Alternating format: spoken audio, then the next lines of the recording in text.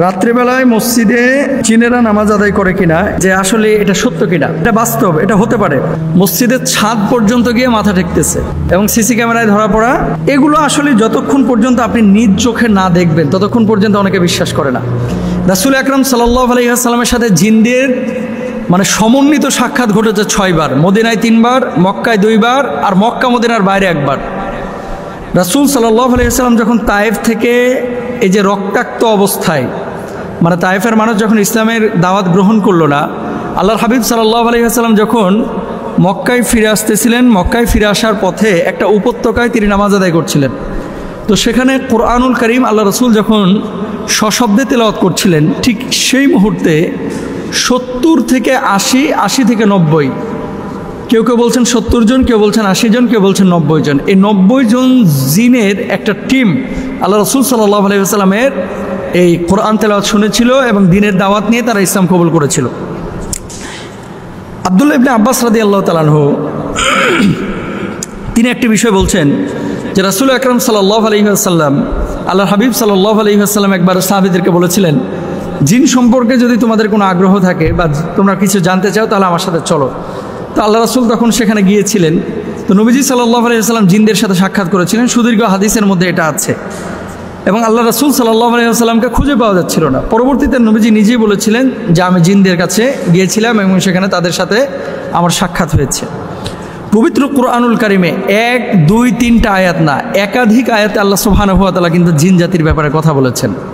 এবং আল্লাহ সুবহানাহু ওয়া তাআলা বলেছেন, ওয়ামা খলাকতুল জিন্না ওয়াল ইনসা ইল্লা লিয়াবুদুন, মানুষ এবং জিনকে আমি সৃষ্টি করেছি আমি আল্লাহ সুবহানাহু ওয়া তাআলা আমার ইবাদতের জন্য। সুতরাং জিনকে আল্লাহর ইবাদতের জন্য আল্লাহ তাআলা তৈরি করেছেন। এখন জিন ইবাদত করবে কোথায়?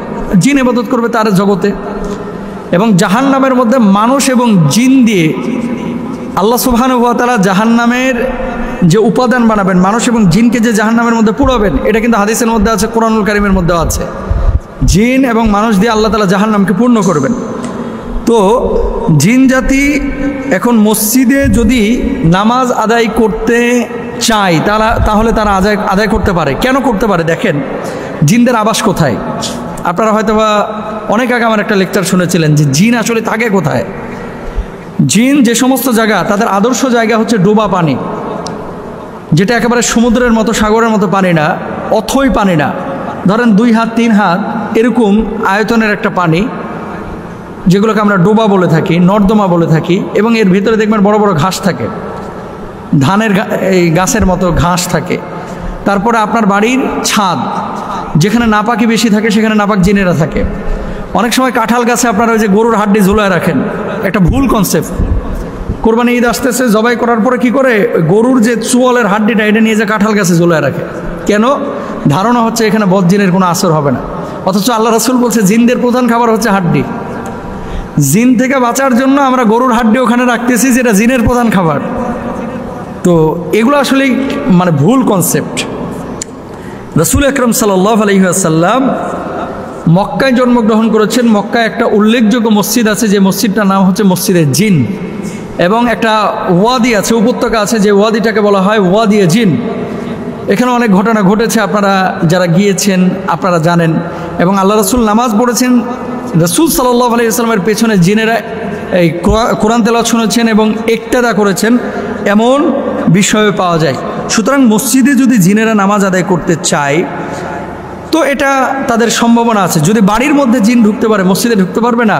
যদি গরুস্থানে জিন ঢুকতে পারে, আপনার তাল গাছে জিন যাইতে পারে, আপনার ওপরে যদি আচ্ছাদন করতে পারে বা আপনাকে ইফেক্ট করতে পারে, তাহলে মসজিদে ঢুকতে কি পারবে না?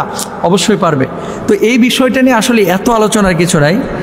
তবে মুসল্লিদের, যেমন মাদ্রাসায় জিনেরা আগে পড়েছে, এরকম ঘটনা আমরা পেয়েছি। এবং আপনার আশপাশেই এমন কিছু মানুষ থাকতে পারে, বাজারে, ঘাটে, পথে, মাঠে, রাত্রিবেলায়, যে আসলে মানুষের আকৃতি ধরে আছে, বা বিড়ালের আকৃতিতে আছে, সাপের আকৃতিতে আছে, সে আসলে মানুষ না, আসল সাপ না, সে জিন। এরকম হতে পারে, আল্লাহ তাআলা তাদেরকে সেই সক্ষমতা দিয়েছে। তো জিনকে অস্বীকার করা এটা সুযোগ নাই। আর রাত্রিবেলায় মসজিদে নামাজ আদায় করলে মসজিদের ক্ষতি হবে বা মানুষের কোনো ক্ষতি হবে, এই বিষয়টাকে বিশ্বাস করা যাবে না। ভুল কনসেপ্ট আমাদের ভিতরে আনা যাবে না, রাখা যাবে না। আল্লাহ বোঝার তৌফিক দান করুন।